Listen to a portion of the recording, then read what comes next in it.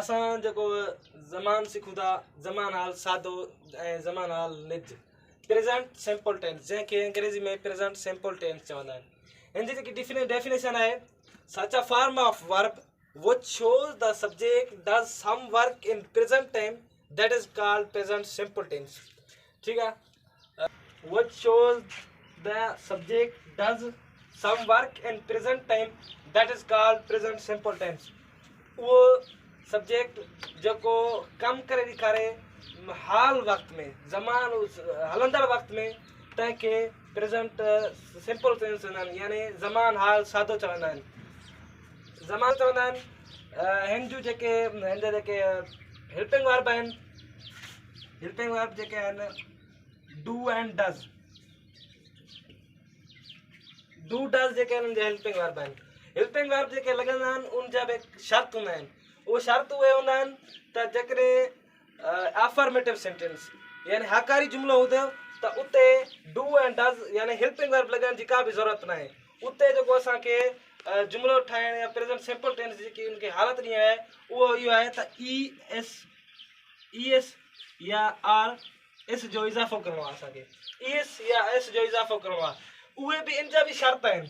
उहे शर्त इहे आहिनि त ई एस ऐं एस जो इज़ाफ़ो उते करिणो आहे जिथे प्लूरल सिंगुलर सब्जेक्ट हुजे, ही हुजे, शी हुजे, ही, शी, इट, अहिड़ा सब्जेक्ट ऐं नालो हिकु नालो हुजे। मिसाल तौर अली आहे, हिन सां जेके आहिनि एस या ई एस जो इज़ाफ़ो करे सघिजे थो। मिसाल हू मानी खाए थो, हू मानी खाए थो, ही सादो जुमिलो आहे, लेकिन हिन में ई एस ऐं एस जो इज़ाफ़ो थींदो।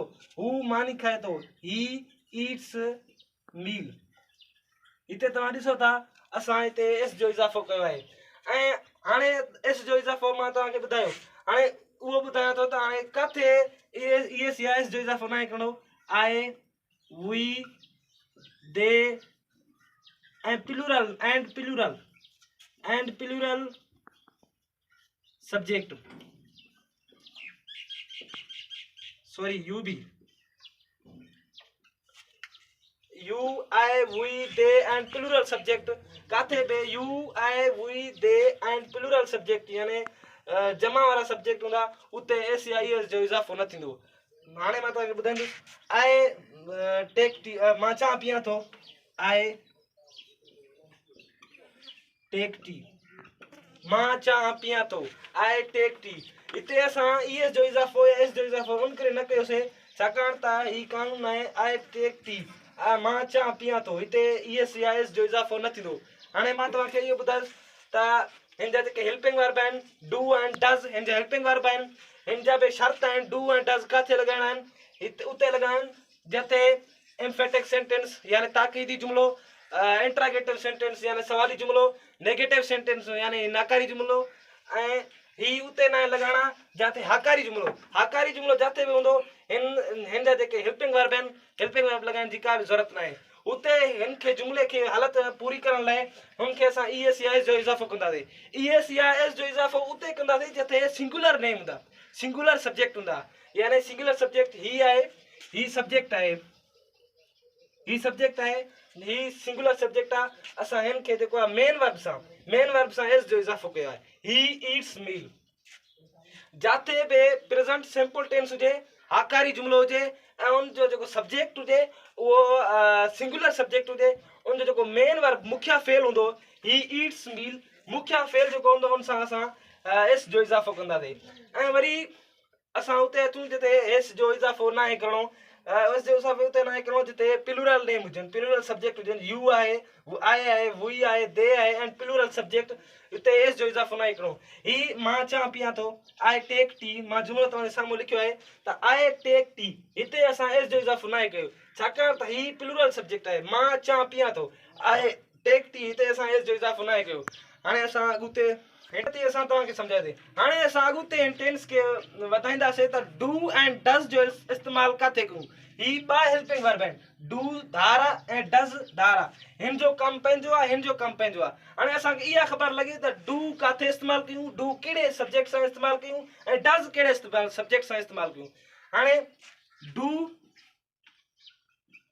डू जो इस्तेमाल थींदो उहो ही सब्जेक्ट है। मां लिखां थो do I we they you and plural subject.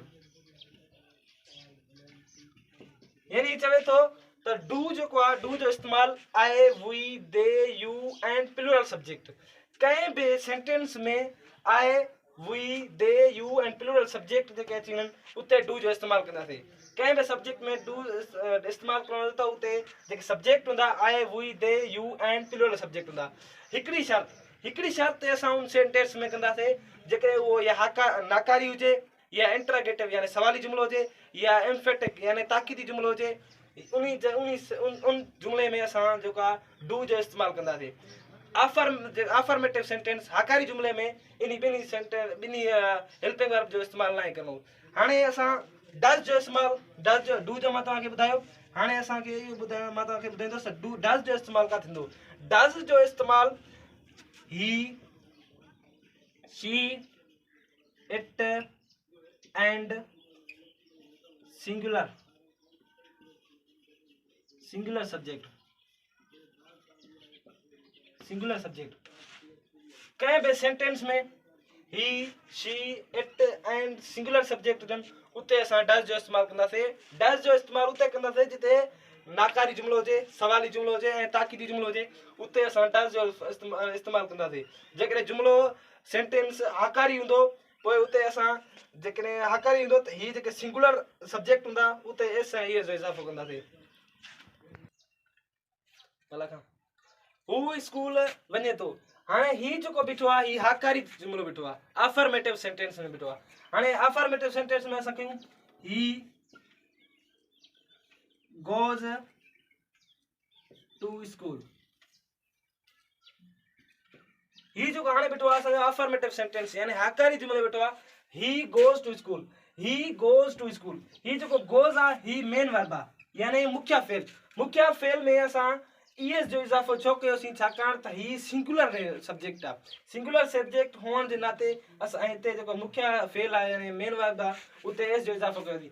हाणे मां इन खे टिनि शिकलनि में यानी टिनि सूरतनि में टिनि पार्ट में जेके सेंटेंस जा टे पार्ट आहिनि एम्फेटिक पार्ट आहे इंटरोगेटिव आहे नेगेटिव आहे उन में तब्दील कयां थो। हू स्कूल नथो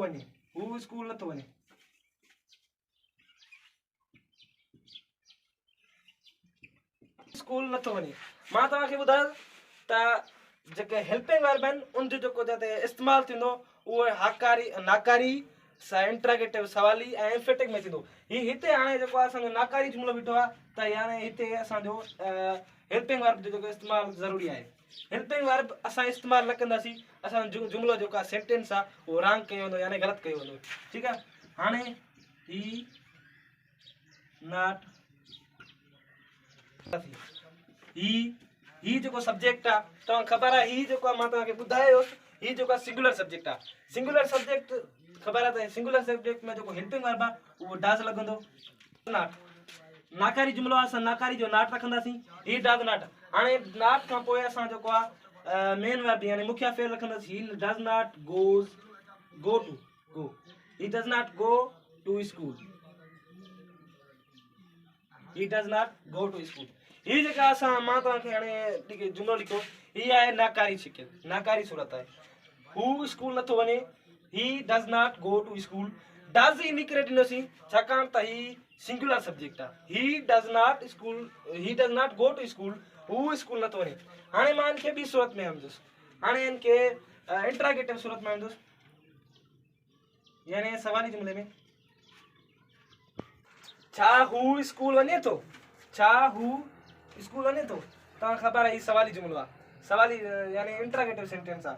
मां तव्हांखे पहिरियों बि चयोसि इंटरोगेटिव सेंटेंस में असां जेको आहे हेल्पिंग वर्ब जो इस्तेमालु कंदासीं लेकिन इहा ख़बर कोन्हे हाणे कंदासीं किथे ही नॉट इनखे मिस कयूं ख़तमु कयूं। जेको सवाली जुमिलो हूंदो उन जेको हेल्पिंग वर्ब इस्तेमालु कंदासीं उहो सब्जेक्ट खां पहिरियों रखंदासीं। ही सब्जेक्ट आहे ही सब्जेक्ट एंड डज वॾी कैपिटल लेटर्स में एंड डज जो इस्तेमालु कंदासीं। हाणे ही असां जुमिलो लिखियोसीं does he go to school. हाणे हिते असांजो जुमिलो अञा बि ग़लति आहे असां आखिर में क्वेश्चन मार्क जी तरह थी निशानी ॾींदासीं एतिरा थी सवाली जुमिलो असांजो ग़लति थींदो। हाणे ही बिल्कुलु सही आहे। डज़ ही गो टू स्कूल, लास्ट में क्वेश्चन मार्क जी निशानी। ही ॿी सूरत थी वई। डज़ इन करे ॾिनो छाकाणि त ही सिंगुलर सब्जेक्ट आहे। सिंगुलर सब्जेक्ट हुअण जे नाते हिते जेको हिन में सिंगुलर सब्जेक्ट में डज़ लॻंदो ऐं हेल्पिंग वर्ब इन जे करे लाइ थी छाकाणि त ही इंट्रागेटिव यानी सवाली सेंटेंस आहे। हाणे ॿी सूरत में हाणे असां ताक़ीदी में हू त स्कूल वञे थो। हू त स्कूल वञे थो। हाणे तव्हां ख़बर आहे हू त स्कूल। हाणे जुमिले ते असांजे हिते ताक़ीद थिए थी, ज़ोर अचे थो, यानी ही ताक़ीदी जुमिलो आहे। हू त स्कूल वञे थो। हाणे इहा ख़बर आहे त असांखे ही ताक़ीदी जुमिलो आहे। जेको ताक़ीदी जुमिलो हूंदो उन जो हेल्पिंग सब्जेक्ट खां पोइ असां हेल्पिंग वर्ब रखंदासीं। सब्जेक्ट खां पोइ हेल्पिंग वर्ब रखंदासीं। He does go to school. He does go to school. ही असांजो जेको ताक़ीदी एम्फेटिक, जंहिंखे अंग्रेजी में एम्फेटिक सेंटेंस चवंदा आहियूं, ही असांजो एम्फेटिक सेंटेंस आहे। हू त स्कूल वञे थो। He does go to school.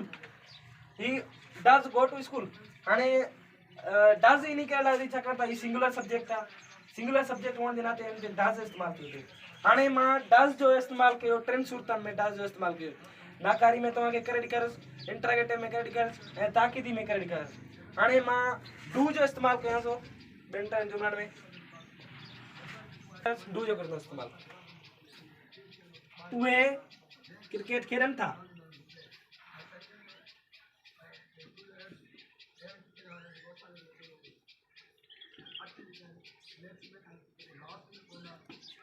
उहे क्रिकेट खेॾनि था। हाणे असां हिन जुमिले खे पहिरें सिंधी में पढ़ूं, सिंधी में हिनखे ताक़ीद कयूं, सुञाणूं त जुमिलो कहिड़े सेंटेंस जो आहे ऐं कहिड़े सेंटेंस सां कहिड़े माना मतिलबु कि कंहिं सां राब्तो रखे लाॻापो रखे थो। उहे क्रिकेट खेॾनि था। उहे क्रिकेट खेॾनि था। इहा असांखे ख़बर आहे त जेको ही टेंस आहे हीअ प्रेज़ेंट सिंपल टेंस आहे, ज़मान हाल सादो। उहे क्रिकेट खेॾनि था। हाणे ही हाकारी जुमिलो आहे। ही हाकारी जुमिलो आहे। हाणे असां हिनखे कंदासीं सिंपल में they play cricket.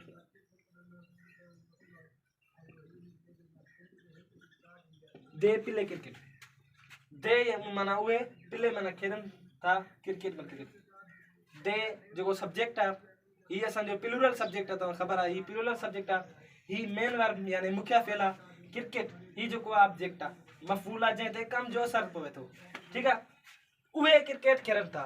They play cricket. हाणे असांखे इन खे टिनि सूरतनि में आणणो आहे। पहिरें मां कंदुसि नाकारी में। उहे क्रिकेट नथा खेॾनि। उहे क्रिकेट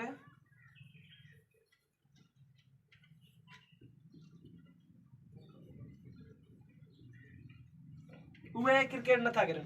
हाणे असांखे हिन जुमिले में जेकॾहिं असां हिन जुमिले में हेल्पिंग वर्ब न लॻाईंदासीं, इस्तेमालु न कंदासीं, असांजो जुमिलो बिल्कुलु ग़लति थी वेंदो। उहे क्रिकेट खेॾनि था। हाणे हिते जुमिलो कयूं असां हिन खे ट्रांसलेट कयूं। तव्हांखे ख़बर आहे त नाकारी में जेको आहे असां नाकारी सेंटेंस में असां हेल्पिंग वर्ब इस्तेमालु कंदा आहियूं। दे। हाणे तव्हांखे ख़बर आहे ही प्लूरल सब्जेक्ट आहे। जेको सिंगुलर सब्जेक्ट मां तव्हांखे पहिरें बि चयो आहे त सिंगुलर सब्जेक्ट में डज़ लॻंदो आहे ऐं प्लूरल सब्जेक्ट में डू लॻंदो आहे। They do play cricket. Do play cricket. उहे they do not sorry they do not play cricket. उहे क्रिकेट नथा खेॾनि। हाणे ही नाकारी जुमिलो आहे। They do not play cricket. जेको डू आहे इहो हिन जो हेल्पिंग वर्ब आहे।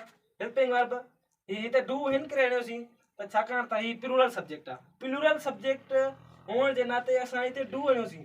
मां तव्हांखे पहिरें बि चयो आहे त प्लूरल सब्जेक्ट हूंदो त उन जो जेको हेल्पिंग वर्ब हूंदो उहो डू हूंदो।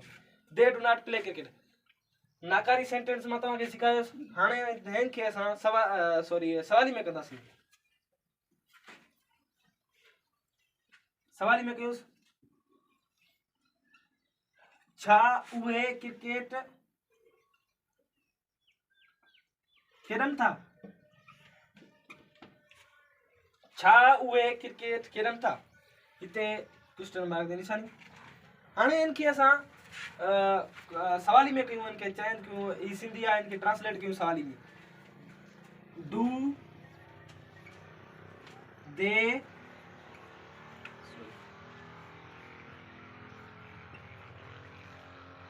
Do they play cricket, do they play cricket. मां पहिरें में तव्हांखे चयो सवाली जुमिलो जिते बि हूंदो उनजो जेको हेल्पिंग वर्ब हूंदो उहो सब्जेक्ट खां पहिरियों ईंदो। सवाली जुमिले में हेल्पिंग वर्ब जेको सब्जेक्ट खां पहिरियों ईंदो। डू दे, डू जेको आहे हेल्पिंग वर्ब आहे, दे जेको आहे सब्जेक्ट आहे, प्ले प्ले जेको आहे मेन वर्ब आहे, मेन वर्ब यानी मुख्य फेल, ऐं क्रिकेट जेको आहे ऑब्जेक्ट आहे, मफ़ूल आहे जंहिं ते कम जो असर पवे। ऑब्जेक्ट यानी मफ़ूल जंहिं ते कम जो असर पवे, को बि कम जंहिंजो कम ते असर पए। ठीकु आहे। They do they play cricket, आखिर में लास्ट में क्वेश्चन मार्क जी निशानी। ही आहे असांजो सवाली जुमिलो।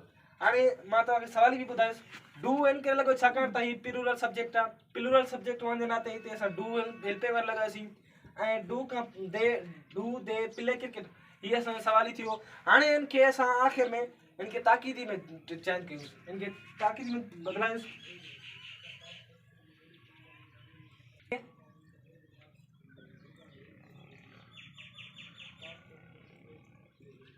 उहे वाकई क्रिकेट खेॾनि था, उहे वाकई क्रिकेट खेॾनि था, यानी हिन जुमिले ते असां जेको हिन सिंधी जो टेंस आहे, सेंटेंस आहे, सिंधी में जेको जुमिलो लिखियो पिया, ऐं हिन ते ज़ोर लॻे थो, हिन ते ताक़ीद थिए थी, हिन ते गहराइप थिए थो त उहे वाकई क्रिकेट खेॾनि था।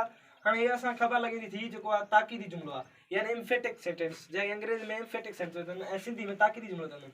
हाणे हिन खे सिंधी में ताक़ीदी करण लाइ मां तव्हांखे पहिरें बि चयो हिन टेंस में, हिन जुमिलो टेंस ज़मान में जेको बि ताक़ीदी ईंदो हुनजो जेको हेल्पिंग वर्ब लॻाइण खां सवाइ असां जुमिलो बिल्कुलु ग़लति कयो वेंदो। ठीकु आहे। हाणे हिते असां हेल्पिंग वर्ब जो इस्तेमालु कंदासीं। दे हिते सब्जेक्ट आहे, दे लॻाईंदासीं हिते, ऐं हिते डू हणंदासीं। They do play cricket, they do play cricket. They जेको आहे असांजो सिंगुलर सब्जेक्ट आहे, सब्जेक्ट आहे जेको कम जो कंदड़ आहे, फाइल जंहिंखे चवंदा आहिनि सिंधी में, कम जो कंदड़ आहे, सिंगुलर प्लूरल सब्जेक्ट आहे। प्लूरल सब्जेक्ट हुअण जे नाते हिते जेको असां हेल्पिंग लॻायो आहे प्रेज़ेंट सिंपल टेंस जो, उहो डू लॻायो आहे, ऐं जेको मेन वर्ब मुख्य फेल आहे उते एस जो या ईएस जो इज़ाफ़ो न आहे कयो, छाकाणि त हिन टेंस में, हिन सेंटेंस में असां हेल्पिंग वर्ब पहिरें बि लॻाए चुका आहियूं ताक़ीदी हुअण जे नाते। ऐं क्रिकेट यानी ऑब्जेक्ट, जंहिंखे ऑब्जेक्ट चवंदा आहिनि हिन टेंस में, हीअ ऑब्जेक्ट आहे जंहिं ते कम जो असर पए, हीअ आहे ताक़ीदी जुमिलो।